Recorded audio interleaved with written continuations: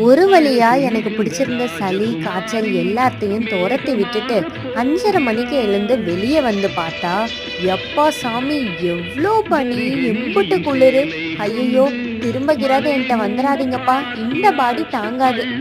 சிலர் உள்ளம் என ஏன் படைத்தான் ஆண்டவன்? பட்டம் பெற தேடுகின்றேன், எங்கே அந்த நாயகன்?